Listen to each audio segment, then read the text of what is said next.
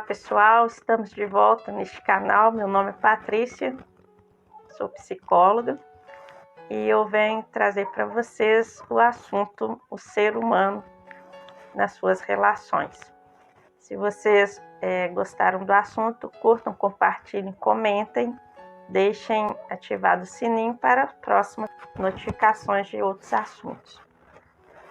O ser, ele não nasce pronto. Ele se torna a partir do seu existir, a partir da sua relação com os outros, consigo mesmo e com o ambiente em que ele vive. Nós somos seres concretos e por isso nós habitamos em um mundo. Nós temos um endereço determinado, cada pessoa.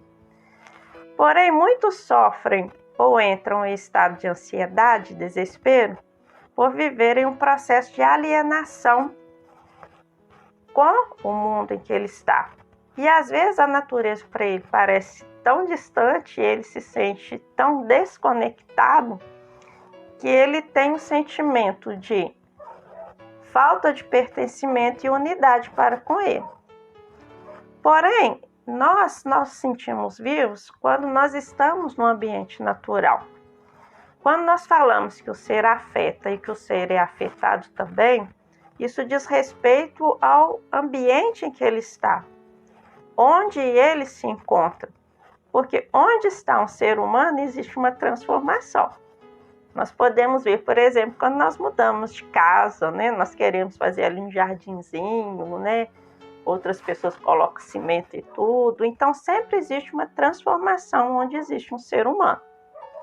E a modernidade é um exemplo claro dessa afetação.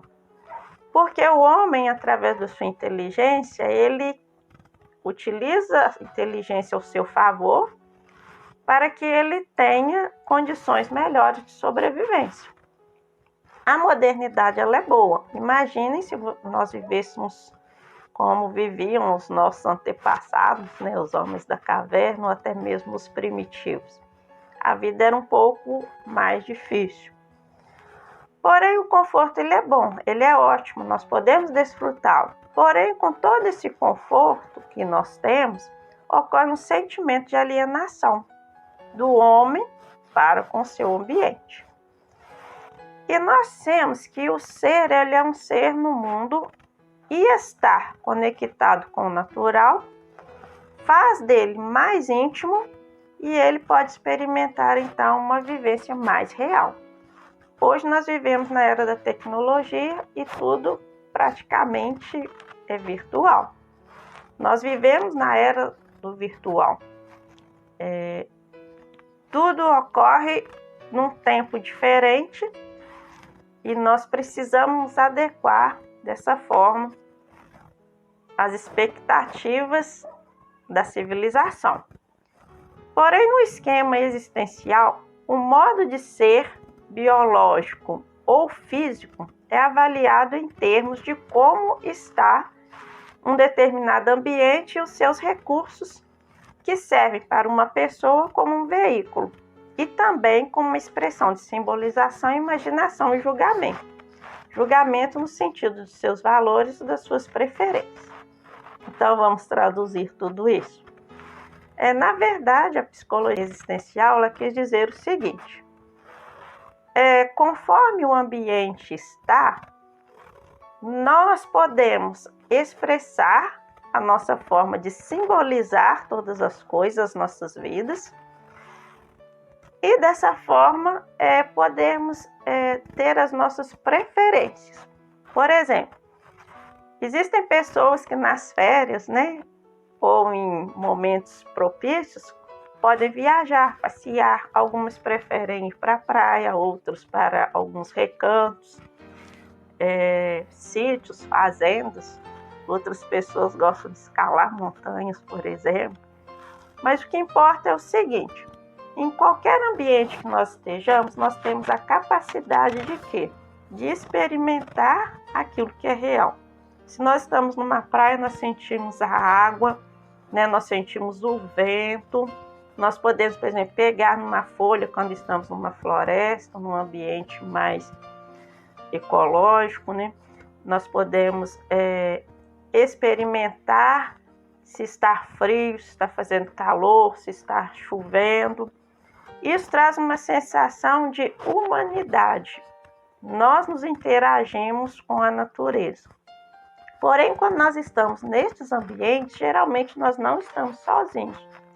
Ou até podemos estar também. E a significação e a simbolização do qual a psicologia fala é que nesses ambientes nós podemos relacionar todos esses recursos junto com as pessoas que nós estamos. Então, muitas vezes nós lembramos da pessoa, do tempo, nós lembramos o que realmente aconteceu e isso se torna memórias dentro de nós. Memórias significativas, afetivas. E muitas vezes quando nós lembramos da pessoa, quando nós lembramos do ambiente, nós nos retornamos aí.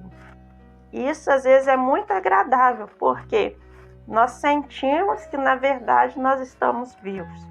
Nós vivemos de uma história e a história ela se faz no meio em que nós estamos.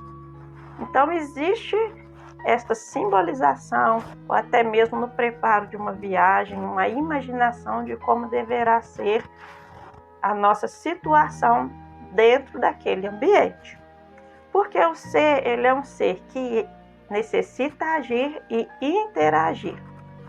Quando nós estamos dentro deste ambiente natural, do qual nos acolhe, nos recebe, nós podemos então tirar até mesmo lições psicológicas para a nossa vida. O ambiente, ele nos estabelece.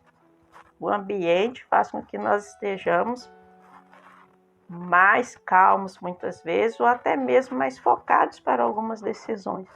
Quando nós observamos então como a natureza age, por exemplo, o amanhecer, o anoitecer, a chuva que cai, o frio, essa dinâmica do mundo sem aquela pressa do relógio, que não é naquela pressa, né, por exemplo, da internet, do computador, que muitas vezes a gente não tem nem tempo de esperar o computador atualizar, faz com que nós venhamos compreender o viver natural deste homem.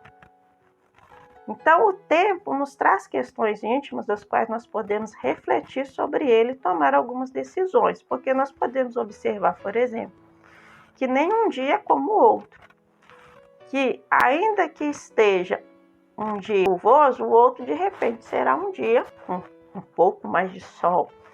Isso nos faz interpretar que a nossa vida ela é uma vida que está sempre em movimento. Haverá dias ruins, porém, haverá também dias bons. Dias de derrotas, mas porém dias de vitória. Que nada nesse tempo é definitivo, que tudo está em movimento, assim como o homem está em movimento dentro dele. E houve um homem que se chamava Salomão, ele é um sábio, o homem mais sábio do mundo, né, que tal como ele não existe nem existirá, que ele escreveu no livro de Eclesiástico, né, um livro Eclesiastes, um livro bíblico, e ele fala a respeito desse tempo, foi a conclusão que ele chegou nesse tempo todo que ele viveu neste mundo. E ele diz o seguinte, que tudo tem o seu tempo determinado, e há tempo para todo propósito debaixo do céu. Há tempo de nascer e tempo de morrer. Tempo de plantar e tempo de arrancar o que se plantou. Tempo de matar e tempo de curar. Tempo de derribar e tempo de edificar. Tempo de chorar e tempo de rir. Tempo de espalhar pedras e tempo de ajuntar pedras. Tempo de abraçar e tempo de afastar-se de abraçar. Tempo de buscar e tempo de perder. Tempo de guardar e tempo de deitar fora. Tempo de rasgar e tempo de coser. Tempo de estar calado e tempo de falar. Tempo de amar e tempo de aborrecer. Tempo de guerra e tempo de paz. Então, trazendo isso para os nossos dias, ele fala interessante, que existe tempo de abraçar e tempo de afastar-se de abraçar. Hoje nós estamos vivendo este tempo, né? Estamos isolados, algumas pessoas estão até mesmo com problemas, porque nós somos seres da relação também com o outro. Existe tempo de guerra, mas porém ele diz que existe tempo de paz. E nós esperamos que esse tempo de paz chegue, né? Para que possamos então ultrapassar todas essas barreiras, muitas vezes das dificuldades que nós estamos enfrentando. Então, vamos interagir, vamos ressignificar através do que a natureza tem de melhor para nós. O homem, ele era um ser da relação, e por isso, nessa relação, nós podemos, então, caminhar e sermos humanos verdadeiros dentro deste mundo. Um abraço para vocês, fiquem comigo e daremos prosseguimento a este assunto. Até mais!